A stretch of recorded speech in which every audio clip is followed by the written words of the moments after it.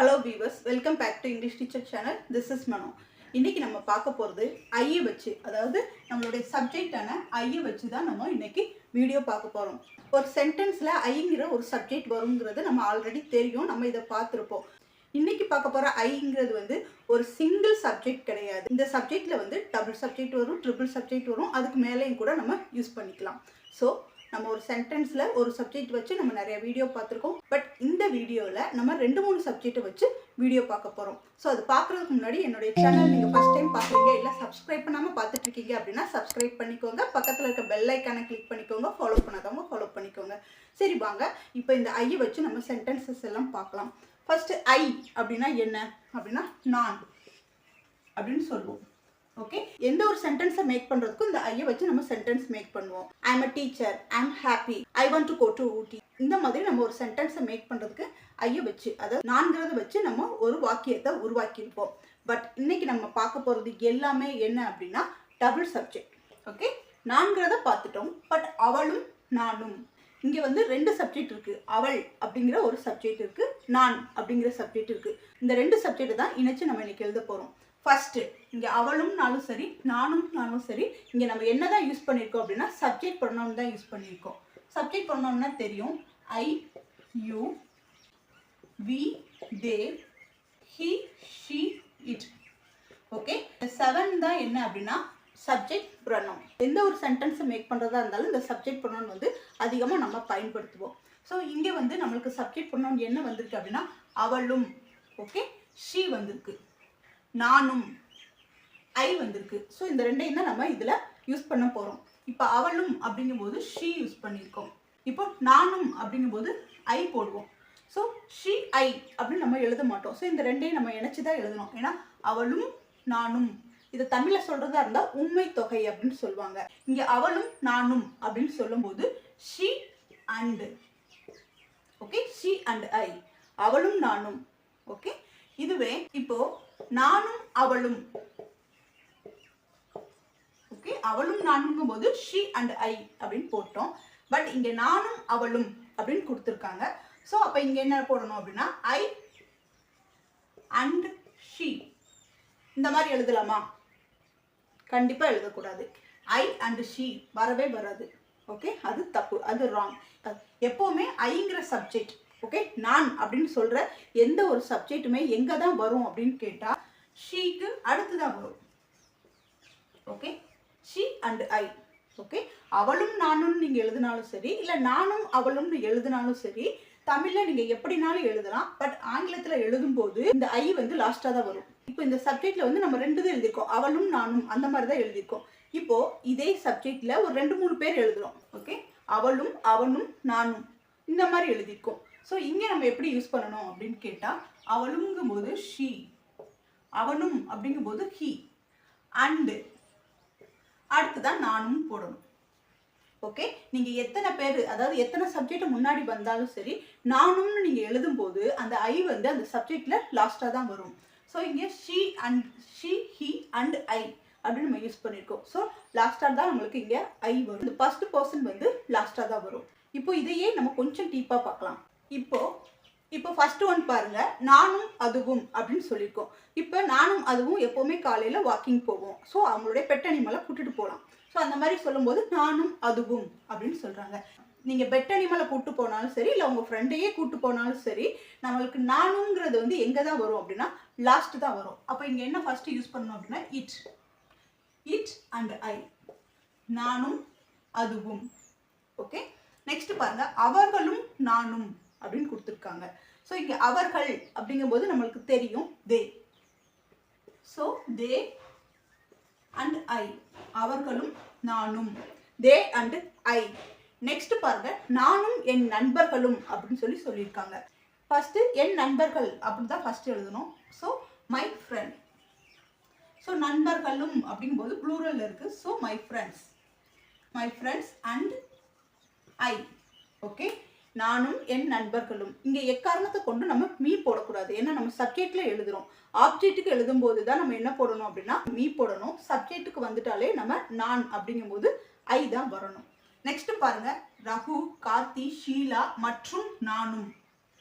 Okay, so இத்தனை பேர் சொல்லியிருக்காங்க. நீங்கள் எத்தனை பேர் வந்தாலுமே நம்ம ஐ எங்கே தான் வரும், அதாவது நம்ம ஃபுல் கான்சன்ட்ரேஷன் என்ன அப்படின்னா நானும் தான். ஸோ நானும் எங்கே வரும், ஃபைனலில் தான் வரணும். ஸோ ஃபஸ்ட் நம்ம இந்த பேரெல்லாம் எழுதிக்கலாம். ஃபஸ்ட்டு ரகு, அடுத்து கார்த்தி, அடுத்து யார் இருக்காங்க, Sheela and I. Okay, Raghu, Karthi, Sheela and I அப்படிதான் எழுதணும். ஓகே, இது எல்லாமே சப்ஜெக்ட் தான். ஓகே, இது எல்லாமே சப்ஜெக்ட். இந்த மாதிரி ஐ வரும்போது நானும் அவனும், அவளும் நானும், ரகுவும் நீயும், ரகுவும் நானும், இந்த மாதிரி நீங்க எழுதுனா இது எல்லாமே சப்ஜெக்ட் தான். இந்த எல்லாமே எதுல தான் வரும் அப்படின்னா ப்ளூரல் ஃபார்ம்ல தான் வரும். இந்த சப்ஜெக்ட்ல வந்து 2 பேரை குறிக்கலாம், இல்லை 2 பேருக்கு மேலேயும் நம்ம மீன் பண்ணலாம். ஸோ இந்த மாதிரி வரும்போது இங்கே வந்து இது ப்ளூரல் ஃபார்ம். ஸோ இது வெப்பு வந்து நம்ம எதை தான் யூஸ் பண்ணணும் அப்படின்னா ப்ளூரல் ஃபார்மில் தான் யூஸ் பண்ணணும். ஸோ இப்போ புரிஞ்சிருக்கோம் ஐங்கிறது எங்கே யூஸ் பண்ணணும் அப்படின்னு. எக்காரணத்தை கொண்டு ஐ வந்து நீங்கள் ஸ்டார்டிங் பாயிண்ட்ல யூஸ் பண்ணக்கூடாது 2 சப்ஜெக்ட் வரும்போது. இப்போ இந்த வாக்கியத்தை பாருங்க, அவளும் நானும் மைதானத்தில் இருக்கிறோம் அப்படின்னு சொல்லியிருக்காங்க. இந்த சென்டென்ஸ் ஃபர்ஸ்ட் என்ன டென்ஸ்ல இருக்குன்னு பார்க்கணும். இது வந்து ஒரு ப்ரெசன்ட் டென்ஸ்ல, அதாவது சிம்பிள் ப்ரெசன்ட் டென்ஸ்ல தான் இருக்கு. ஸோ இங்கே அவளும் நானுங்கிற சப்ஜெக்ட் 2 சப்ஜெக்ட் கொடுத்துருக்குறாங்க. ஸோ இதை எப்படி எழுதணுங்கிறது நம்மளுக்கு ஆல்ரெடி தெரியும். நம்ம அதை ஃபர்ஸ்ட் எழுதிடலாம். அவளும் நானும், ஸோ ஷீ அண்ட் ஐ, அவளும் நானும் எழுதியாச்சு. இங்கே மைதானத்தில் இருக்கிறோம், ஸோ இங்கே இருக்கிறோம் சொல்லியிருக்காங்க. இது ஒரு ஸ்டேட் வேர்ப். அப்படின்னா நம்ம என்ன போடணும் அப்படின்னா ஆர் தான் போடணும், இஸ் போடக்கூடாது. ஏன்னா இங்கே 2 பேர் சொல்லியிருக்காங்க. ஓகே, 2 போர்ஷன் வந்திருக்கு, அதாவது ப்ளூரல் ஃபார்மில் வந்திருக்கிறதுனால நம்ம ஆர் யூஸ் பண்ணியிருக்கோம். ஒருவேளை நீங்கள் சிங்குலர் ஃபார்மில், அதாவது ஷீன்னு சொல்லி ஷீ மட்டும் கொடுத்துருந்தா நம்ம இஸ் யூஸ் பண்ணலாம், இல்லை ஐ மட்டும் கொடுத்துருந்தா நம்ம ஆம் யூஸ் பண்ணலாம். பட் இது ரெண்டுமே இல்லாமல் ஷீ அண்ட் ஐ அப்படின்னு கொடுத்துருக்காங்க. ஸோ இங்கே சப்ஜெக்ட் வந்து 2 இருக்குது, 2 பேரை சொல்லியிருக்காங்க. அதனால ப்ளூரல் ஃபார்மில் வந்து ப்ளூரல் ஃபார்ம் என்ன போட்டிருக்கோம் அப்படின்னா ஆர் யூஸ் பண்ணியிருக்கோம். So she and I are இருக்கிறோம் அப்படிங்கும்போது ஆர் எங்கே இருக்கிறாங்க அப்படின்னா மைதானத்தில். ஸோ மைதானத்தில் இல்லைன்னு சொல்லும்போது in. So in the ground. So அவளும் நானும் மைதானத்தில் இருக்கிறோம் அப்படின்னு சொல்றதுக்கு she and I are in the ground அப்படின்னு நம்ம எழுதியிருக்கிறோம். இப்போ நெக்ஸ்ட் சென்டென்ஸ் பாருங்க, சத்யாவும் சிவாவும் மற்றும் நானும் கோவிலில் இருக்கிறோம். ஓகே, அப்போ இருக்கிறோங்கிறது நம்மளுக்கு எழுத தெரிஞ்சிச்சு, அது கொஞ்சம் ஈஸியாக தான் இருக்கு. ஸோ இங்கே உள்ள சப்ஜெக்ட் சத்யா, சிவா மற்றும் நானும். Okay, so 3 subject. ஸோ இங்கே 3 பேரை சொல்லியிருக்கிறாங்க. இப்போ நம்ம ஃபர்ஸ்ட் என்ன எழுதணும் அப்படின்னா சத்யா. சத்யாக்கு அடுத்து நம்ம அண்டு போடக்கூடாது, கமா தான் போடணும். நம்ம எத்தனை பேர் எழுதுறதா இருந்தாலும் கமா போட்டுட்டு லாஸ்ட் ஒன் எழுதுறதுக்கு முன்னாடி தான் நம்ம என்ன போடணும், அண்டு யூஸ் பண்ணணும். So Sathya, Siva and I. Okay, Sathya, Siva and I. சத்யாவும் சிவாவும் நானும் எங்க இருக்கிறோம், கோவிலில் இருக்கிறோம் அப்படின்னு சொல்லியிருக்காங்க. ஸோ இங்கே ப்ளூரல் ஃபார்ம் நம்ம போட்டுக்கலாம் ஃபர்ஸ்ட். இங்கே ப்ளூரல் ஃபார்ம் வந்து 2 பேர் இல்லை 2 பேருக்கு மேலே நீங்கள் எவ்வளோ பேர் சொன்னாலும் ப்ளூரல் ஃபார்ம் ஆர் தான் வரும். ஓகே, அப்போ ஆறுங்கிற ப்ளூரல் ஃபார்ம் எழுதியாச்சு. இப்போ கோவிலில், இதுக்கு நம்ம என்ன தான் போடணும் அப்படின்னா இந்த டெம்பிள். ஓகே, இங்கே கோவில்னு சொன்னதுனால டெம்பிள் போட்டிருக்கோம். ஒருவேளை எந்த கோயில்னு சொல்லியிருந்தாங்க அப்படின்னா நம்ம அந்த கோவிலோட பேரையும் சேர்த்து எழுதணும். இப்போ நெக்ஸ்ட் சென்டென்ஸ் பாருங்க, அவனும் நானும் பள்ளியில் இருக்கிறோம் அப்படின்னு சொல்லியிருக்காங்க. ஸோ இங்கேயும் நம்ம இருக்கிறோம் தான் கொடுத்துருக்குறாங்க. சப்ஜெக்ட் என்ன அப்படின்னா அவனும் நானும். ஸோ இதை நம்மளுக்கு மாற்றுறது ரொம்ப ரொம்ப சிம்பிளானது தான். ஸோ ஃபர்ஸ்ட் நம்ம என்ன எழுதணும் அப்படின்னா ஹி, ரெண்டு சப்ஜெக்ட் தான் கொடுத்துருக்காங்க. ஸோ ஹி அண்ட் ஐ, அவனும் நானும் பள்ளியில் இருக்கிறோம். ஸோ இருக்கிறோம்க்கு வெறுப்புக்கு என்ன போடுறோம் அப்படின்னா are. Okay, he and I are எங்கே இருக்கிறோம், பள்ளியில். இல் அப்படின்னா நம்ம இன்னும் போடலாம், இல்லுங்கும் போது நம்ம அட்டு யூஸ் பண்ணலாம், இன்னும் யூஸ் பண்ணலாம், சம்டைம்ஸ் ஆனும் யூஸ் பண்ணலாம். ஓகே, இப்போ இங்க வந்து பள்ளியில் அப்படிங்கிறது நம்ம at school. Okay, he and I are at school. நானும் அவனும் பள்ளியில் இருக்கிறோம். ஓகே, நெக்ஸ்ட் சென்டென்ஸ் பாருங்க, நானும் என் நண்பர்களும் சந்தோஷமாக இருக்கிறோம். Okay, my friends and I. இப்போ நம்மளுக்கு verb ஆட்டோமேட்டிக்கா போட்டுலாம். இது எல்லாமே எப்படி இருக்கு அப்படின்னா present tenseல தான் இருக்கு. So are happy, that's all. Okay, இது வந்து ரொம்ப ஈஸியாக தான் இருக்குது. ஸோ இப்போ இந்த சென்டென்ஸோட பார்க்கும்போது இந்த சப்ஜெக்டை எப்படி போடணும் அப்படிங்கிற ஒரு கிளாரிஃபிகேஷன் நம்மளுக்கு கிடைச்சிருக்கும். ஸோ இது எல்லாமே நம்ம எதில் பார்த்துருக்கோம் அப்படின்னா ஒரு ப்ரெசன்ட் டென்ஸ். ஓகே, ப்ரெசன்ட் டென்ஸில் உள்ளதான் நம்ம பார்த்துருக்கோம். ஸோ இதே மாதிரி நம்ம பாஸ்ட் டென்ஸில் எப்படி எழுதுறது அப்படிங்கிறதையும் நம்ம பார்க்கலாம். இப்போ இந்த வாக்கியத்தை பாருங்க. நிஷாவும் நானும் நேற்று மாலை கல்லூரியில் இருந்தோம்.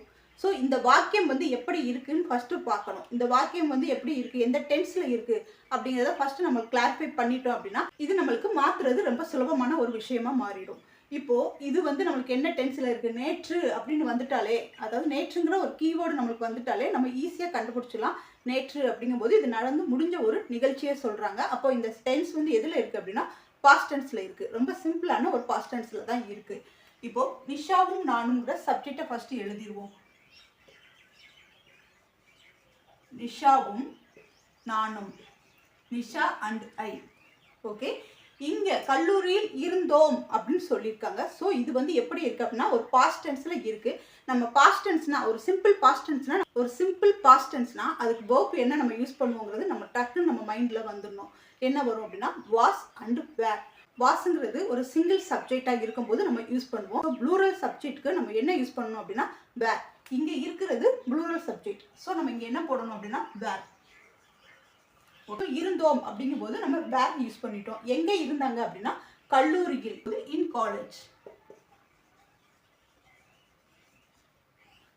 நிஷாவும் நானும் கல்லூரியில் இருந்தோம் அப்படின்னு சொல்றதுக்கு Nisha and I were in college அப்படின்னு நம்ம எழுதிக்கலாம். இங்க நேற்று மாலை அப்படின்னு கொடுத்துருக்காங்க. நேற்று அப்படிங்கும்போது நம்ம என்ன போடுவோம் அப்படின்னா எஸ்டர்டே. மாலை அப்படிங்கும்போது ஈவினிங். ஸோ எஸ்டர்டே,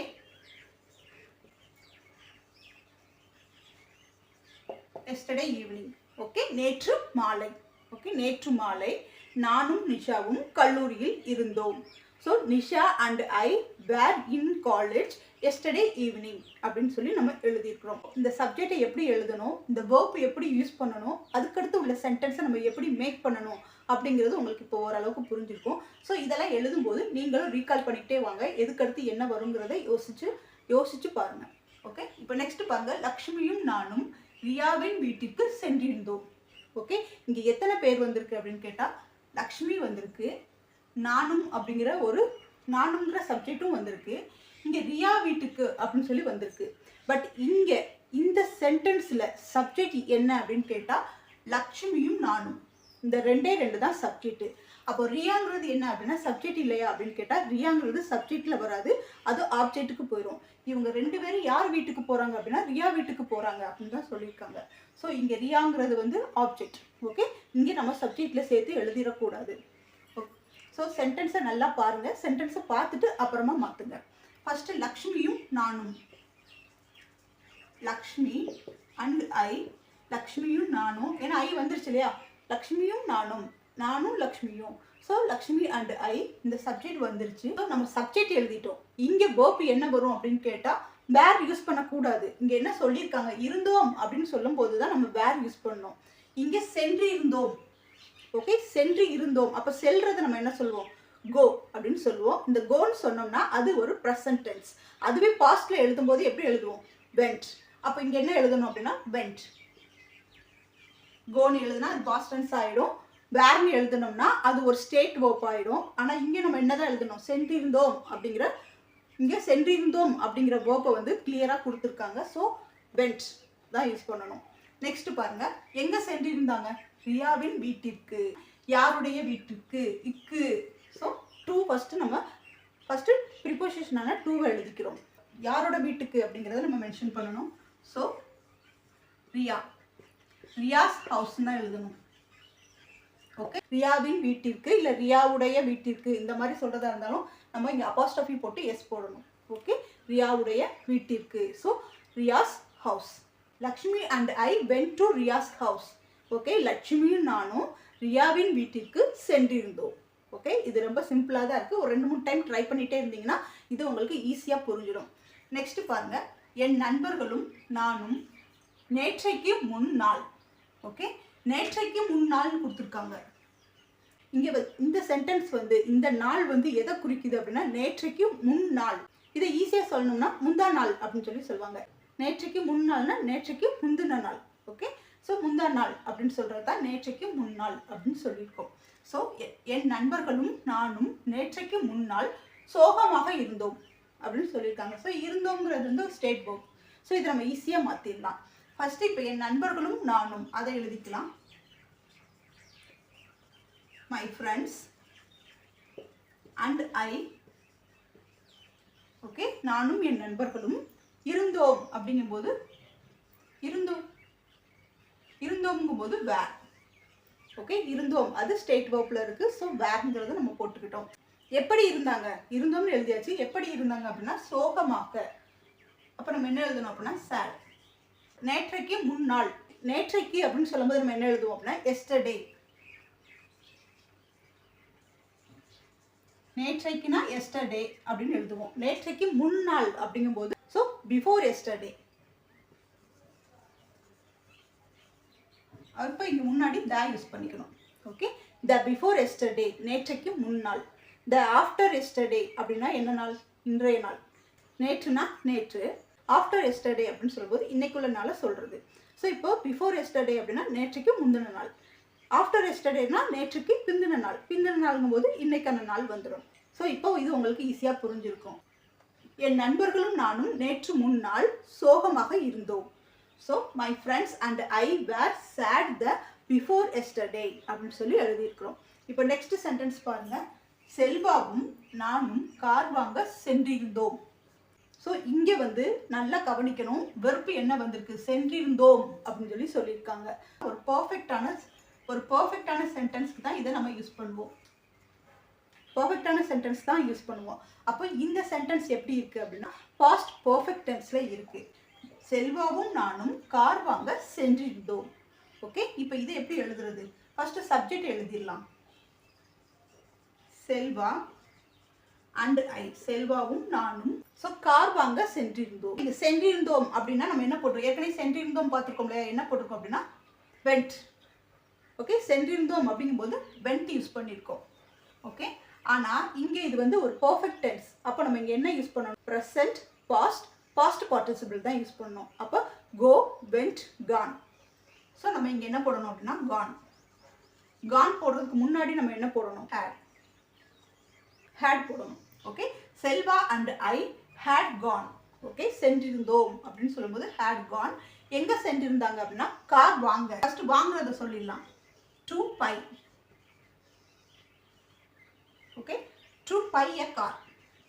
ஸோ கார்னு சொல்லியிருக்காங்க, ஏதாவது ஒரு கார் தான் வாங்குவாங்க. So buy a car. Selva and I had gone to buy a car. செல்வாவும் நானும் கார் வாங்க சென்றிருந்தோம்.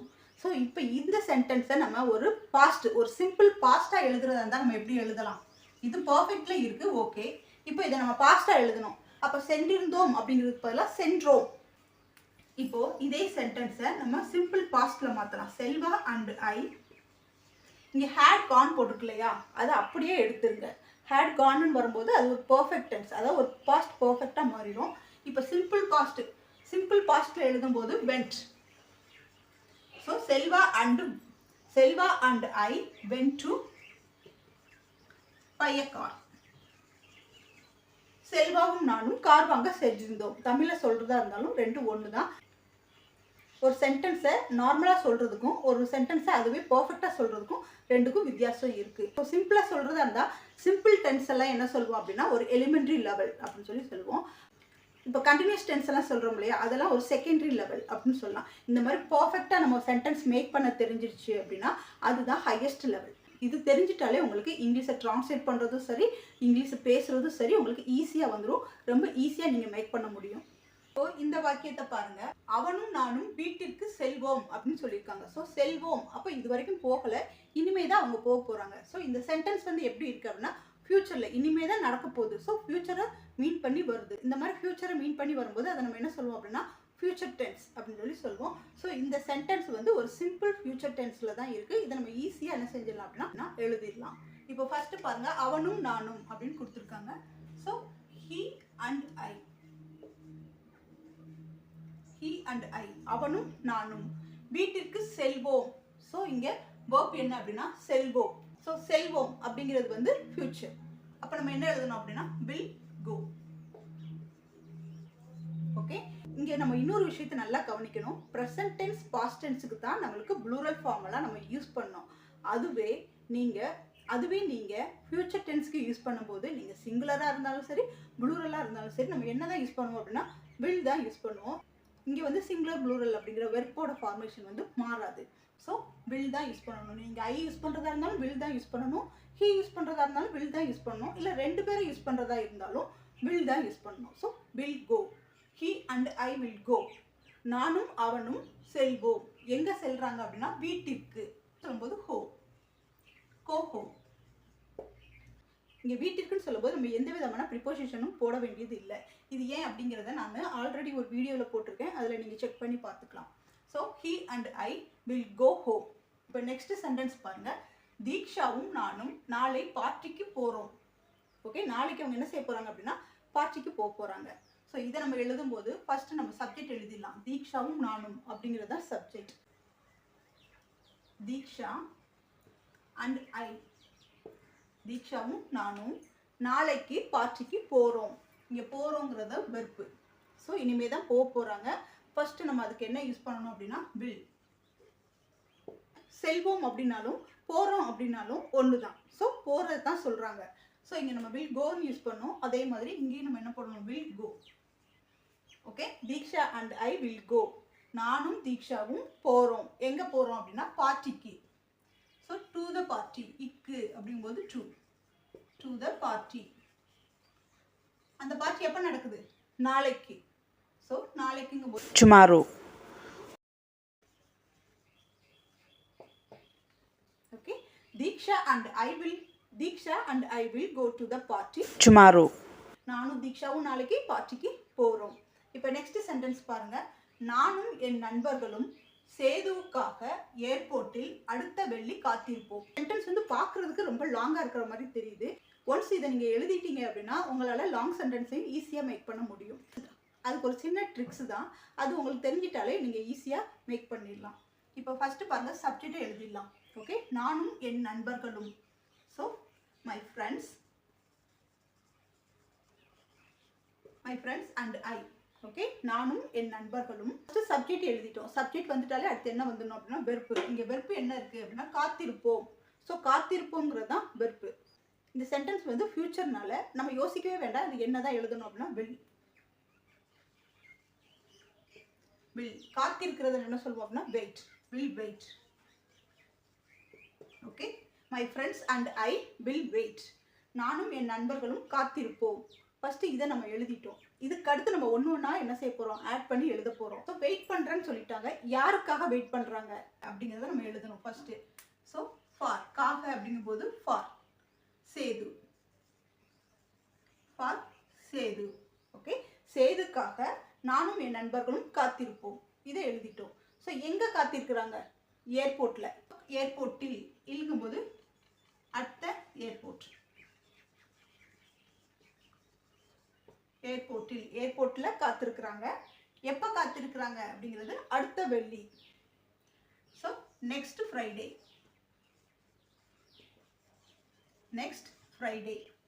ஓகே, ஃபர்ஸ்ட் என்ன சொல்லியிருக்கோம் அப்படின்னா சப்ஜெக்ட் நம்ம எழுதிப்போம், நானும் என் நண்பர்களும். So my friends and I. Verb என்ன போட்டிருக்கோம், வில் வெயிட், காத்திருப்போம். யாருக்காக, ஃபார் சேது. எங்கே காத்திருக்கிறாங்க அப்படிங்கும்போது அட் த ஏர்போர்ட். ஸோ எங்கே அப்படிங்கும்போது அட் த ஏர்போர்ட். எப்போ அப்படின்னு கேள்வி கேட்கும்போது நெக்ஸ்ட் ஃப்ரைடே. ஸோ இந்த சென்டென்ஸில் எத்தனை கொஷினுக்கான ஆன்சர் வந்திருக்குன்னு பாருங்கள். எப்பொழுது அப்படிங்கும்போது நெக்ஸ்ட் ஃப்ரைடே. எப்பொழுதுங்கிற கேள்வி கேட்கும்போது வென் யூஸ் பண்ணுவோம். அடுத்து அட் த ஏர்போர்ட், அப்போ எங்கே, வேறுங்கும்போது at the airport. Okay, so வென்னுக்கான கொஷினுக்கு ஆன்சர் வந்துடுச்சு, வேறுக்கான கொஷினுக்கு ஆன்சர் வந்துடுச்சு. யாருக்காக அப்படிங்கும்போது ஃபார் ஹூம், யாருக்காக நம்ம காத்திருக்கோம் அப்படின்னு சொல்றது.